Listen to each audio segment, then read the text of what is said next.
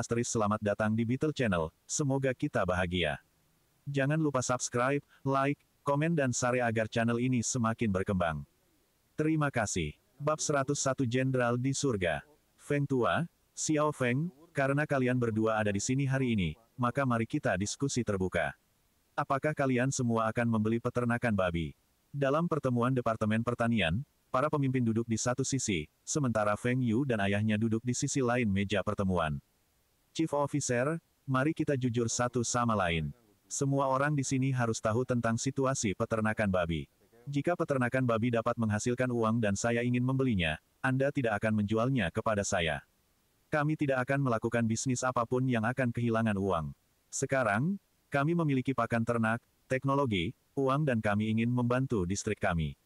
Jika kabupaten masih memiliki sikap ini dan membuat tuntutan yang tidak masuk akal, maka kami tidak perlu bernegosiasi lebih lanjut. Setelah Feng Yu selesai, dia mengambil cangkir teh dan mengambil slip. Sial, teh ini luar biasa. Seorang pemimpin kecil di Departemen Pertanian menikmati teh seperti itu. Ini menunjukkan di mana mereka menghabiskan uang mereka. Bahkan jika Feng Yu ingin membangun kembali tanah airnya, dia juga harus mengendalikan keuangan. Dia tidak akan membiarkan Departemen Pertanian menangani uang itu. Mereka tahu gila tentang mengelola keuangan dan masih suka membuat keputusan. Jika Feng Yu jahat, dia bisa saja meminta kakak Qi dan Fu Guangzheng untuk bekerja dengannya dan menipu Departemen Pertanian. Tuntutan apa yang tidak masuk akal? Tanah itu sangat berharga. Wakil petugas Su bersikeras. Feng Yu menunjuknya dan berkata, saya tidak ingin berbicara dengan Anda. Jika Anda menyela lagi, kami akan pergi. Kamu, wakil petugas Su merasa dia dihina. Dia adalah seorang pemimpin dan dimarahi oleh seorang remaja. Wen De Guang buru-buru berkata, Xiao Yu, lalu beritahu kami harganya. Berapa banyak yang akan kamu belanjakan? Peternakan babi bernilai paling banyak 100.000 RMB.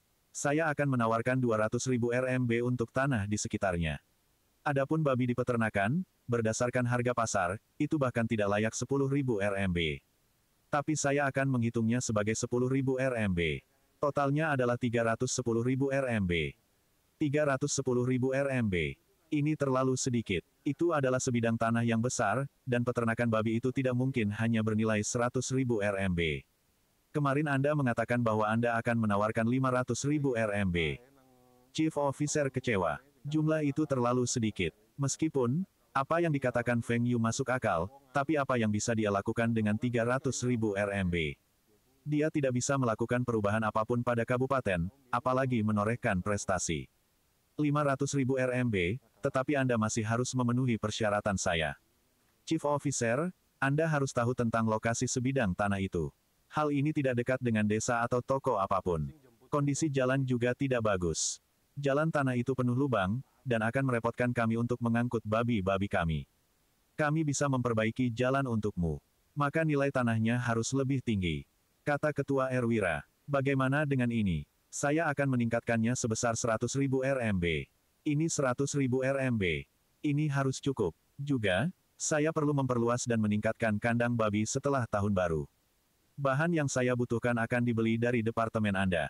Saya akan membayar Anda 90.000 RMB sebagai deposit. Total akan menjadi 500.000 RMB. Ini adalah tawaran terakhir saya. Di masa depan, jika peternakan babi membutuhkan sesuatu, saya juga akan membeli melalui Departemen Peternakan. Ini juga uang. Kemarin sore, orang-orang ini menginginkan setidaknya 1 juta. Di malam hari, mereka merasa bahwa mereka juga dapat menerima 800.000 RMB. Tapi sekarang, mereka merasa bahwa tawaran 500.000 RMB Feng Yu juga masuk akal. Chief Officer adalah orang yang tegas dan langsung menerima tawaran Feng Yu. Wakil petugas Su pergi dengan wajah hitam. Keluarga Feng, tunggu saja. Ventilasinya tidak bagus. Penting untuk memperhatikan suhu selama musim dingin, tetapi ventilasi juga penting. Baunya terlalu menyengat di sini. Di mana semua kotoran babi disimpan. Dibuang. Jangan membuangnya di masa depan. Simpan kotoran di daerah timur laut. Feng Yu pergi untuk melihat peternakan babi, dan saat dia masuk, dia hampir muntah. Bau kotoran babi sangat menyengat. Dia tidak mengerti bagaimana karyawan sebelumnya di peternakan babi bertahan. Pekerja penuh waktu di peternakan babi dipindahkan ke departemen lain. Hanya 3 pekerja sementara yang tersisa dan dipekerjakan oleh Feng Yu. Jika tidak, Feng Yu tidak akan memiliki siapapun untuk mengurus pertaniannya sekarang. Departemen Peternakan juga menugaskan seorang dokter hewan ke peternakan babi Feng Yu. Tetapi setelah bertemu dengan dokter hewan, Feng Yu memutuskan untuk menyewa dokter hewan lain sendiri. Dokter hewan mabuk di siang bolong, dan Feng Yu tidak terlalu mempercayai babinya. Feng Yu juga telah menghubungi beberapa ahli dalam pemeliharaan babi. Mereka dulu memiliki peternakan babi, tetapi peternakan itu disita oleh pemerintah selama masa-masa sulit dan tidak dikembalikan kepada mereka. Mereka adalah keluarga yang terdiri dari seorang ayah dan 2 anak laki-laki. Mereka sekarang memelihara beberapa babi dan perlu bekerja di ladang untuk memberi makan perut mereka. Ketika Feng Yu menawari mereka masing-masing 1.500 RMB setahun, mereka langsung setuju. Makanan dan penginapan disediakan, dan pendapatan keluarga akan mencapai 4.500 RMB setahun. Jika mereka menyewakan sebidang tanah yang diberikan kepada mereka, anak sulung dapat menikah dalam 2 tahun. Keadaan peternakan babi lebih buruk dari yang dibayangkan Feng Yu. Beberapa bagian pagar rusak, dan lembaran plastik digunakan untuk menutupi bagian tersebut. Pintunya juga rusak, dan bahkan ada lubang di pintu, yang ditutup menggunakan seikat rumput. Ada sedikit lebih dari 100 babi di kandang babi. Di antara babi-babi ini, ada 10 babi betina dan 2 babi hutan. Sisanya adalah anak babi, dan sebagian besar belum siap untuk dijual. Feng Yu menghela nafas. Persetan. Babi di sini tidak bernilai 10.000 RMB. Dia telah membayar lebih. Jendela itu perlu diubah. Pintunya juga. Selesaikan hari ini. Alat-alat itu juga, ubah ke yang baru. Daerah-daerah ini perlu didesinfeksi. Bersihkan juga bagian luar kandang babi. Tempat-tempat itu perlu dibangun kembali. Catat ini dan pekerjaan akan dimulai pada musim semi. Persetan. Kandang babi ini juga tidak bernilai 100.000 RMB. Dia telah membayar lebih lagi. Untungnya, Feng Yu masih memiliki sebidang tanah. Dia seharusnya mengunjungi peternakan atau membawa petugas Departemen Pertanian ke sini untuk bernegosiasi. Sekarang Feng Yu merasa bahwa bahkan jika pertanian dan tanah bernilai 300.000 RMB, itu dianggap tinggi. Para pemimpin Departemen Pertanian sedang merayakannya sekarang. Peternakan babi ini merugi setiap tahun. Akhirnya, mereka melepaskan beban ini kepada orang lain. Meski jumlahnya kurang dari yang mereka inginkan, mereka tetap senang.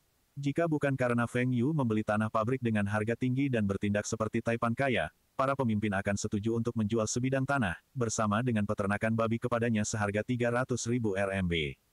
Sekarang departemen memiliki dana dari penjualan tanah, mereka dapat mulai membangun gedung perkantoran atau asrama baru tahun depan. Feng Xingtai kembali ke desa dan mempekerjakan beberapa orang untuk membantu membersihkan peternakan babi dan mengganti jendela dan pintu. Atapnya juga diperbaiki. Dia juga mengatur orang untuk membeli babi muda dari desa untuk mengisi kandang babi. Babi-babi ini harus siap dijual sebelum akhir tahun. Setelah membayar orang-orang dari desa, Feng Yu melihat peternakan babi baru, dan dia merasa lebih baik. Meskipun ini tidak dianggap sebagai peternakan babi modern, tetapi akhirnya layak huni. Di pintu utama kandang babi, ada lukisan Zubaji Pixie dari perjalanan ke barat. Pintu ini terlalu membosankan. Akan lebih baik jika ada kuplet. Feng Yu mengeluarkan kertas merah dan menggunakan kuas untuk menulis beberapa kata, seorang jenderal di surga. Bab 102 Truk Usang. Saat itu hampir akhir semester, dan Feng Yu sedang berkonsentrasi pada studinya. Beruntung baginya, tahun pertama tidak terlalu sulit, dan dengan bantuan Lina, Feng Yu menyusul teman-teman sekelasnya yang lain. Feng Yu menerima telepon dari Kakaki ketika dia tiba di rumah pada malam hari. Kakaki, kabar baik apa yang kamu miliki untukku? Apakah Anda memesan lebih banyak barang bulan ini? Setiap kali Kirilenko menelepon, Feng Yu akan dalam suasana hati yang baik. Siapapun akan senang jika Dewa Keberuntungan memanggil mereka. Fengku sayang, saya akan memesan lebih banyak barang bulan ini, tetapi saya mendapat sesuatu yang lebih penting. Apakah Anda ingin truk usang? 80% truk baru. Saya bisa menjualnya kepada Anda dengan setengah harga. Truk Soviet gas. Feng Yu memang berpikir untuk membeli sejumlah truk. Pabrik ayahnya telah menghabiskan banyak uang untuk transportasi, dan permintaan truk pengiriman di kota Bing meningkat. Akan menguntungkan jika dia mendirikan perusahaan pengiriman. Berapa kuantitasnya? Anda yakin ini 80% baru?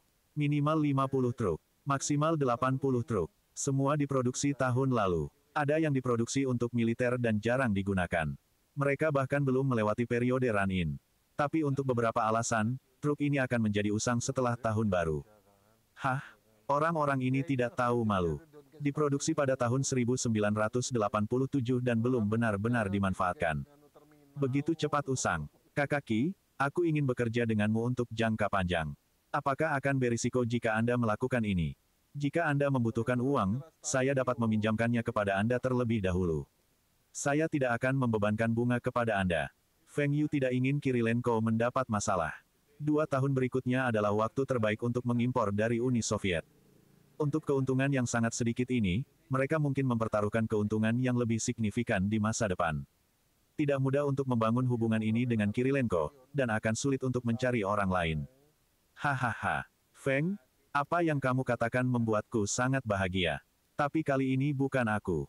Itu Ivanovic. Dia membutuhkan sejumlah uang dan meminta saya untuk menghubungi Anda. Saya dapat menjamin Anda bahwa jarak tempuh untuk truk ini kurang dari 50 km. Kondisi ini masih bagus. Ivanovic adalah salah satu dari mereka yang datang ke China terakhir kali bersama Kirilenko.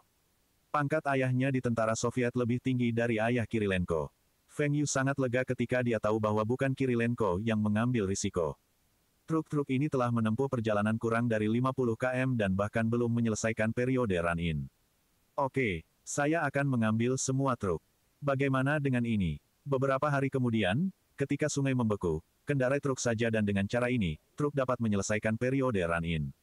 Biarkan saya berpikir jika saya membutuhkan sesuatu yang lain sehingga Anda dapat mengirimkannya pada saat yang sama. Anda punya sesuatu yang bagus untuk direkomendasikan. Saya lebih suka produk industri itu. Bagaimana dengan kompresor pendingin? Barang-barang ini sangat murah sekarang.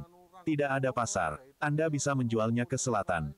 Kualitasnya tidak buruk. Dalam kehidupan masa lalunya, Feng Yu telah membaca di koran bahwa kompresor pendingin yang diproduksi Uni Soviet masih dalam kondisi kerja yang baik setelah 50 tahun. Itu tidak pernah rusak sebelumnya. Apakah kompresor ini mahal? Tentu saja tidak. Saya akan mengirimkan kutipan nanti. Anda dapat merakit mesin ini menjadi lemari es atau cold storage kecil. Anda tidak akan rugi. Kirilenko semakin baik dalam berbisnis. Dia tahu jenis produk mana yang akan menjadi favorit di pasar China dan produk apa dari China yang akan populer di Uni Soviet. Bagus. Anda memberi saya kutipan, dan saya akan memutuskan berapa banyak unit yang saya butuhkan. Bantu saya untuk mencari mesin manufaktur. Setelah tahun baru, akan ada peluang bagi kami untuk mendapatkan penghasilan dari itu. Feng Yu terus melukis gambar-gambar indah untuk Kirilenko untuk mengondisikan pikirannya. Jika dia memutuskan untuk tidak mengimpor teknologi atau mesin manufaktur ini sekarang, maka akan lebih sulit untuk melakukan jenis perdagangan ini setelah pembubaran Uni Soviet. Feng, aku punya masalah. Jika kami mengemudikan truk melintasi sungai dan masuk ke China, mungkin ada masalah dengan dokumennya. Selama ini, saya menggunakan kereta militer ketika saya mengirim barang kepada Anda. Kali ini, mungkin agak merepotkan bagimu. Feng Yu juga merasa ini agak merepotkan. Selama ini, dia sudah terbiasa dengan Kirilenko yang mengatur transportasi, dan hanya ada sedikit dokumen yang mereka gunakan gerbong militer untuk mengangkut barang-barang tersebut. Tapi kali ini agak merepotkan, terutama pajaknya. Pajak tidak akan sedikit. Biarkan aku memikirkan cara. Anda mengirimi saya harganya terlebih dahulu. Kembali ke perusahaan, Feng Yu duduk di kantornya dengan linglung. Zigang baru saja kembali dari provinsi lain. Dia telah mendengar bahwa salah satu pabrik di provinsi Liao sedang mencari tungku baja suhu tinggi. Tungku baja suhu tinggi. Hal ini tidak murah. Pabrik di provinsi Liao ini benar-benar rela menghabiskannya. Setidaknya jauh lebih baik daripada pabrik mesin di kota Bing. Harga tungku baja suhu tinggi didasarkan pada volume dan suhu. Biayanya mulai dari 5 juta rubel hingga 30 juta rubel. Cina tidak dapat memproduksi tungku jenis ini, dan hanya AS atau Eropa yang memiliki teknologinya. Zigang, istirahatlah selama beberapa hari. Anda telah bekerja keras. Besok menemaniku ke kota. Kami perlu mendapatkan persetujuan untuk mengimpor armada kendaraan. Armada? Armada apa? Zigang penasaran. Perusahaan menggunakan kereta api biasanya untuk mengimpor barang. Feng Yu menjelaskan secara singkat kepadanya, dan dia berkata, Direktur Feng, saya punya ide, tetapi saya tidak yakin apakah itu akan berhasil. Beritahu aku tentang itu. Kami dapat meminta Kirilenko untuk mendirikan perusahaan logistik untuk mengirimkan barang-barang kami.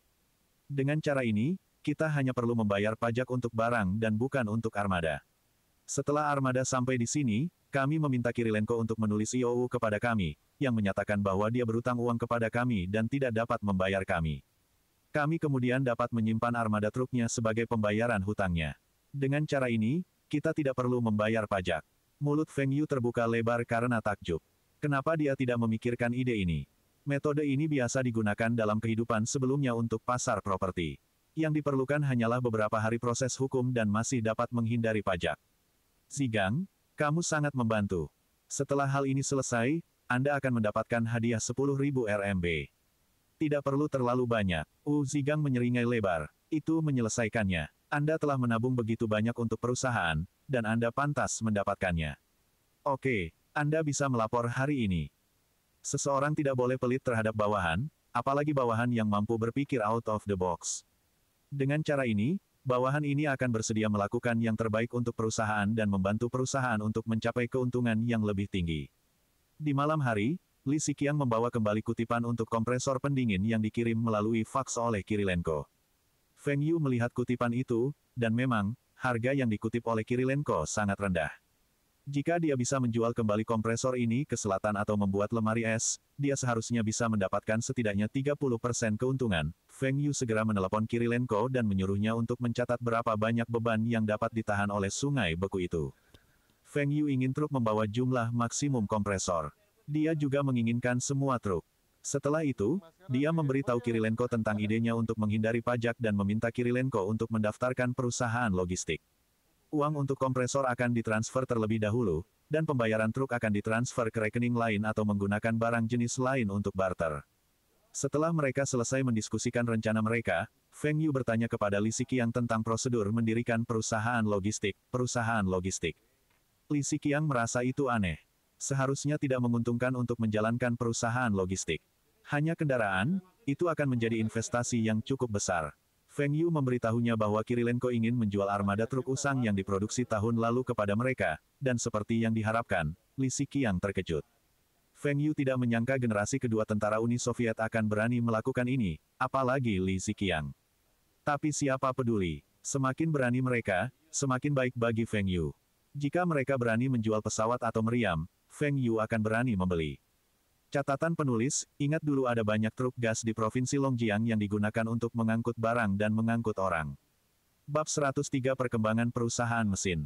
Sebelum Feng Yu sempat pergi ke kota untuk menyiapkan dokumen, dia menerima telepon dari perusahaan mesin bahwa akan ada pertemuan pada jam 10 pagi sehubungan dengan kedatangan pengusaha dari tempat lain. Feng Yu tidak mengganggu penjualan perusahaan mesin karena saluran penjualan mereka lebih mapan daripada yang diharapkan Feng Yu. Tenaga penjualan mereka bahkan tidak perlu melakukan kunjungan penjualan. Yang perlu mereka lakukan hanyalah membuat beberapa panggilan telepon, dan akan ada pengusaha asing yang datang mengunjungi perusahaan. Li Mingde telah menginstruksikan stafnya untuk memberitahu pihak lain bahwa perusahaan mesin sekarang memproduksi mesin pertanian paling canggih di China.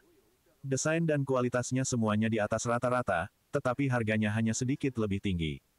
Pengusaha tahu bahwa produk ini akan memberi mereka banyak keuntungan dan datang dengan tergesa-gesa. Ini juga dianggap sebagai masalah besar bagi perusahaan mesin dan harus memberitahu Feng Yu sebagai bagian dari prosedur mereka. Fu Guangzheng, di sisi lain, tidak terlalu peduli dengan masalah ini. Dia tidak khawatir karena dia telah mempekerjakan seseorang untuk memantau dan mengaudit keuangan. Selanjutnya, Feng Yu ada di sana untuk mengurus semuanya. Feng Yu ingin pergi dan melihat perkembangan perusahaan mesin. Jika ada masalah, dia akan segera bersuara. Ini menyangkut masa depan perusahaan. Kali ini, perusahaan mesin terutama memproduksi mesin bajak. Ini termasuk suku cadang. Produk-produk ini akan sangat populer di musim semi. Di ruang pertemuan, semua pemimpin di perusahaan mesin berseri-seri dengan gembira. Kemarin mereka telah menunjukkan beberapa sampel, dan mereka dikelilingi oleh pelanggan. Prospek penjualan mereka terlihat bagus. Semuanya, sekarang kita akan membahas harga. Pertama, itu adalah harga pemasok dan kedua adalah harga eceran. Tolong sampaikan pendapat Anda jika Anda punya saran. Li Mingde sudah memikirkan harganya, tetapi dia mengatakan ini sebagai demokratis.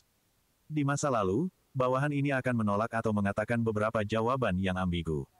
Pada akhirnya, semua orang akan menggunakan harga di selembar kertas, yang dibagikan Li Mingde. Tapi hari ini, itu berbeda. Setelah dia selesai bertanya, seseorang berbicara. Saya kira kita bisa mengatur harga grosir, tapi tidak perlu menetapkan harga eceran.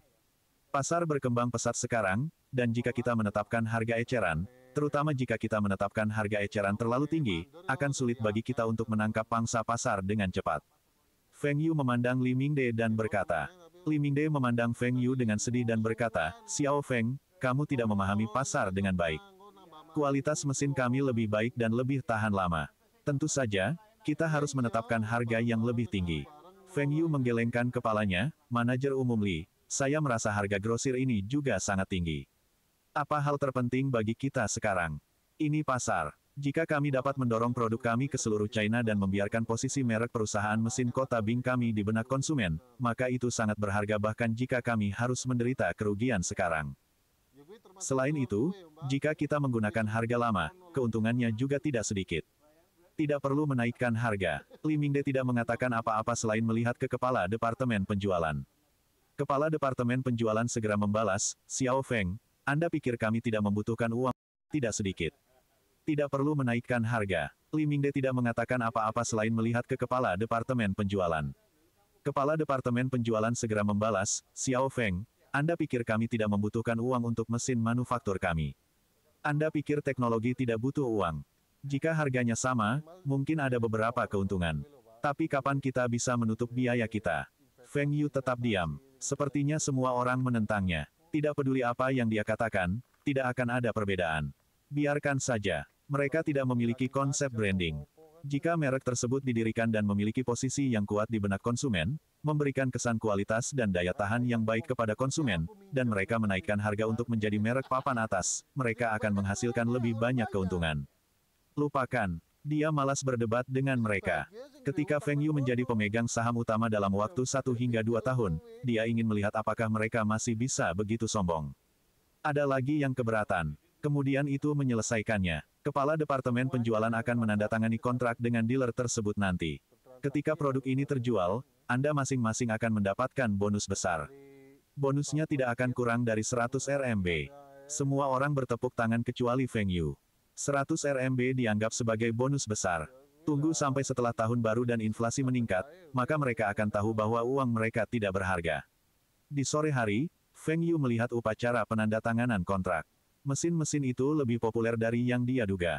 Para pengusaha itu seolah-olah ada uang gratis untuk diperebutkan. Dalam waktu kurang dari 1 jam, 20 plus pengusaha semuanya telah menandatangani kontrak. Separuhnya berasal dari provinsi lain. Feng Yu dengan santai bertanya kepada kepala penjualan tentang nilai total kontrak, dan dia menjawab dengan arogan bahwa itu sekitar 8 juta RMB. Anak ini berpikir bahwa dia memiliki hubungan dengan Uni Soviet dan dia dapat mengajari kita apa yang harus dilakukan. Saya jauh lebih baik daripada dia dalam hal penjualan mesin. 8 juta RMB. Angka ini adalah sesuatu yang bisa dibanggakan. Kepala penjualan ini tidak buruk.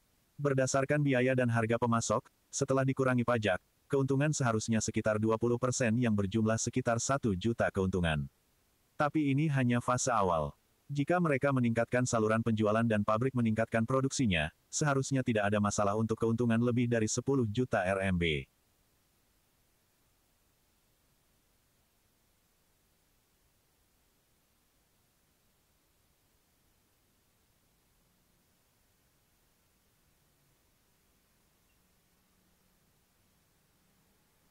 Ini hanya menghitung mesin bajak dan bagian-bagiannya. Nanti, ketika mesin dan traktor diproduksi, keuntungannya akan jauh lebih tinggi. Ini bagus untuk Feng Yu juga. Semakin cepat perusahaan mesin berkembang, semakin baik bagi Feng Yu. Li Mingde adalah orang yang bangga dan ingin terus mendaki. Semakin baik kinerja perusahaan, maka dia akan dipromosikan di tahun mendatang, dan pemerintah kota akan menugaskan general manajer baru untuk perusahaan tersebut. Ketika Li Mingde tidak ada, sisanya tidak akan begitu bersatu, dan itu akan menjadi kesempatan bagus bagi Feng Yu untuk mengambil alih perusahaan. Perusahaan mesin ini di tangan pejabat pemerintah ini mungkin dapat memberi pemerintah kota sejumlah besar pajak, tetapi jika berada di tangan Feng Yu, pajaknya akan lebih dari 10 kali lipat. Feng Yu tidak memiliki kebiasaan untuk membantu orang lain secara gratis. Menggunakan teknologi untuk membeli saham di perusahaan, adalah bagian dari rencananya. Dia ingin perusahaan merasakan kesuksesan, dan kemudian dia akan menggunakan lebih banyak teknologi untuk meningkatkan sahamnya secara perlahan dan mencairkan sahamnya. Misalnya, Feng Yu dapat bekerja dengan perusahaan menggunakan kumpulan kompresor pendingin ini. Dia ingin perusahaan mendirikan bengkel baru untuk memproduksi lemari es, penyimpanan es. Keuntungannya akan lebih baik daripada menjual kompresor ini sendiri. Tetapi ketika Feng Yu menyebutkan perusahaan ini dengan Li Mingde, dia menolaknya. Kulkas dan penyimpanan es. Bagaimana barang-barang ini bisa dijual? Saat itu musim dingin. Bahkan jika itu musim panas, penjualan di wilayah timur laut juga tidak akan bagus. Anda menyebutkan bahwa Anda ingin menjual ke selatan. Tapi sudah ada pabrik kulkas di sana. Li Mingde tidak korporat, dan Feng Yu sedikit kecewa. Namun, dia masih memiliki caranya sendiri. Pabrik motor rindu bekerja dengan Feng Yu. Meskipun situasi keuangan pabrik motor sekarang lebih baik, siapa yang tidak ingin mendapatkan lebih banyak? Feng Yu baru saja menyebutkan proyek ini, dan pabrik motor langsung setuju. Itu sama seperti terakhir kali. Pabrik motor hanya akan memproduksi dan merakit untuk Taihua Trading, dan mereknya bukan pabrik motor. Keuntungan untuk pabrik setidaknya 100 RMB per kulkas. Feng Yu setuju tanpa ragu-ragu. Dia ingin memberitahu perusahaan mesin bahwa bahkan produk yang mereka pandang rendah, akan sukses jika dia yang mengelolanya. Di masa depan, jika Feng Yu mengusulkan perusahaan apapun dengan perusahaan mesin, mereka tidak akan menolaknya. Bersambung, terima kasih telah menyaksikan dan mendukung channel ini.